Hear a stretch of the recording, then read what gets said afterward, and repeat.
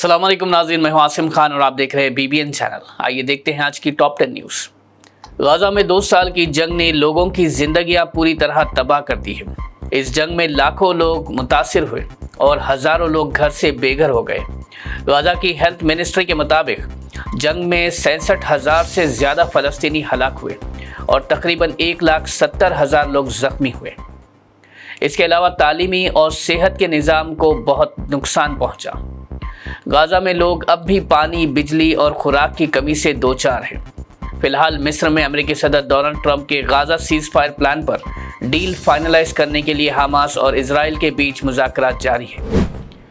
अमेरिकी सदर Donald Trump ने फिर दावा किया है कि उनके ट्रेड टैरिफ्स ने भारत और पाकिस्तान के तनाज़े को बढ़ने से रोका।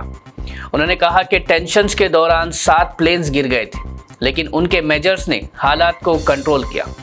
ट्रंप ने कहा कि उनके ट्रेड टैरिफ्स ने जंग रोकने में मदद की। उन्होंने कहा कि टैरिफ्स न सिर्फ पैसा कमाते हैं बल्कि शांति कायम रखते हैं, और अगर उन्होंने टैरिफ्स का इस्तेमाल ना किया होता तो 4 जंग अब भी जारी होती। ट्रंप ने कहा कि मैं टैरिफ्स का इस्तेमाल जंग रोकने के लिए करता हूँ। इजराइल ने ग्रेटा थनबर्ग और 170 से ज़्यादा गाज़ा एड फ्लोटिला के एक्टिविस्ट को डिपोर्ट कर दिया।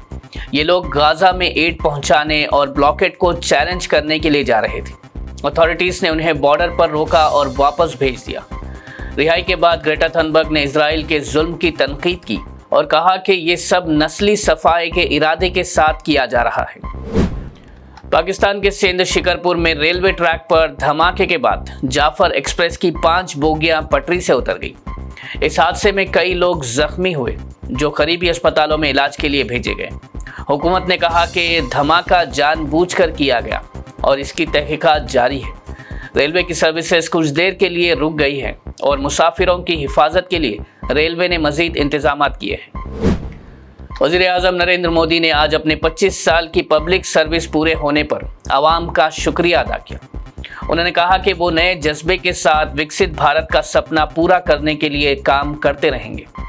एक्स पर पोस्ट में उन्होंने लिखा, आज के दिन 2001 में मैंने पहली बार गुजरात की हुकूमत की कसम खाई।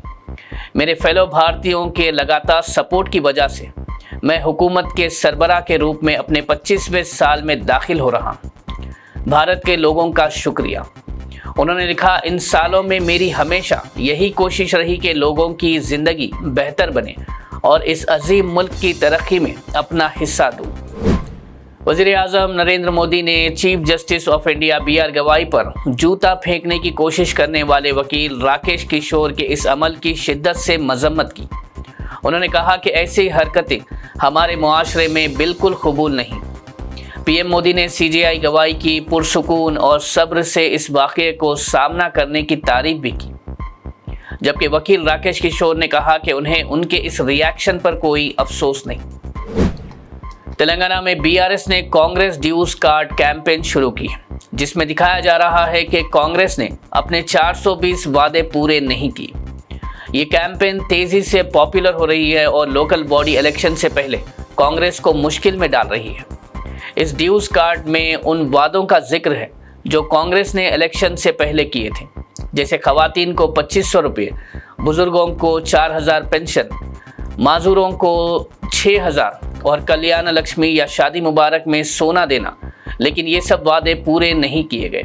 कांग्रेस ड्यूज कार्ड कैंपेन अब हर गांव में चलाया जा रहा है और लोगों तक ये कार्ड्स डोर टू डोर पहुंचाए जा रहे हैं ताकि कांग्रेस के वादों की नाकामी और धोखा याद दिलाया जा सके। Hyderabad police commissioner VC Sajjanar ने ड्राइवर्स को हिदायत दी है कि गाड़ी चलाते वक्त मोबाइल फ़ोन का इस्तेमाल ना करें। उन्होंने कहा कि रील्स देखना, ईयरफोन्स लगाना या वीडियोस चलाना ड्राइव करते हुए जानलेवा साबित हो सकता है। कमिश्नर ने बताया कि कई ऑटो, कैब और बाइक टैक्सी ड्राइवर्स ड्यूटी के दौरान फ़ोन यूज़ करते हैं, जो दूसरों के लिए भी खतरा है। उन्होंने कहा कि कोई डिस्ट्रैक्शन ज़िंदगी से बढ़कर नहीं। ट्रैफिक पुलिस ने चंद मुसाफिरों की शिकायतों पर भी नोट लिया है और कहा कि ऐसे लोगों के खिलाफ सख्त कार्रवाई की जाएगी। तेलंगाना हाई कोर्ट में एक PIL दाखिल की गई, जिसमें गोशा महल स्टेडियम और उसके आसपास की ज़मीन को नए उस्मानिया जनरल हॉस्पिटल कॉम्प्लेक्स के लिए ट्रांसफ़र करने के फैसले को चैलेंज किया गया है। पिटिशनर ने कहा कि ये फैसला गैर कानूनी और नाइंसाफ़ी पर मबनी है जिसके बाद हाई कोर्ट ने हैदराबाद HMDA से कहा है कि वो 2 हफ्तों के अंदर अपना जवाब फाइल करे। अदालत ने यह भी तनबीह दी कि अगर वक्त पर जवाब नहीं दिया गया तो HMDA पर जुर्माना लगाया जा सकता है। फिलहाल इस मामले की अगली पेशी 2 हफ्तों बाद मुकर्रर की गई है। हैदराबाद में आज शाम से लेकर रात तक तेज बारिश और थंडरस्टॉर्म का इम्कान जाहिर किया गया है। IMD के मुताबिक शहर के कई हिस्सों में गरज चमक के साथ बरसात हो सकती है, जिसके लिए येलो अलर्ट जारी किया गया है। मौसम डिपार्टमेंट ने कहा कि दिन के पहले हिस्से में हल्का सूखापन रह सकता है, लेकिन दोपहर के बाद से हवा के झोंके और बिजली के साथ तेजी से बारिश होने के आसार हैं। अगले चंद दिनों तक ऐसे ही मौसम के जारी रहने का इम्कान है, जिसके चलते आवाम को सलाह दी गई है कि सफ़र में एहतियात बरतें। नाज़रीन, ये थी आज की टॉप 10 न्यूज़। देखते रहिए BBN चैनल। मुझे दीजिए इजाज़त। अल्लाह हाफिज़।